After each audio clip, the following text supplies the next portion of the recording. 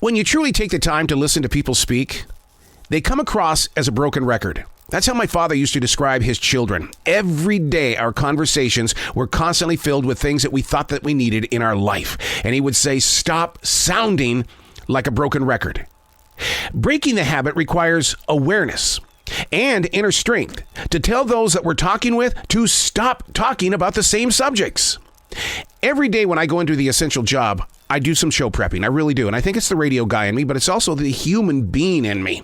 Someone who doesn't want to sound like a broken record. So I go over the news headlines, what's going on in the sports world, the weather forecasts, and entertainment news, just so I don't come across as that broken record. One of my coworkers, Ryan, not so much. It's the same questions over and over again. It's almost like he wants me to rewrite the story. And then there's Dave, who can't stop asking me why I feel no need to return to terrestrial radio. Those people on the outside don't understand the business as I experienced it. Dave is a broken record. What about you? Are you a broken record? Am I a broken record? Probably. In this day of turntables making a huge comeback, the music has got to change. Hey, it's Arrow. This is The Daily Mess, a chronological walk through an everyday world. I am a daily writer. I'm also the silent wolf. I sit on the edges and I just watch. I listen.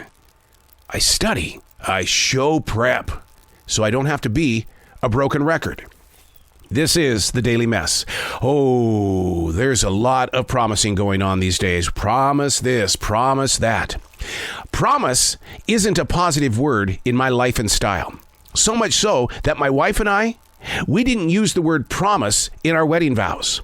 31 years ago, we guaranteed each other that we would never use the word promise.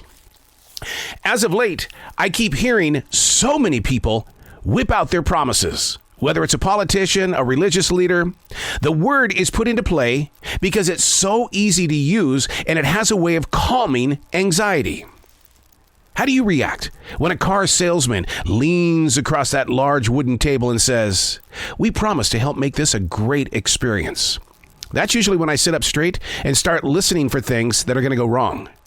Recently, a rep from an appliance store was saying promises a little bit too much. When it came to paying for the item, he looked across that computer and he suddenly says, "Oh, I know I promised you that we could have this delivered tomorrow. It looks like it's not going to be able to make it to your house for another week. And the ice maker, I know I promised to put that in there. The one we have doesn't come with an ice maker or the capability of having one." Breaking a promise habit. See, the thing is, it starts with stop accepting the promise as a word, because promises are easily broken. Guarantees come with a warranty. I'm Arrow, and that's The Daily Mess.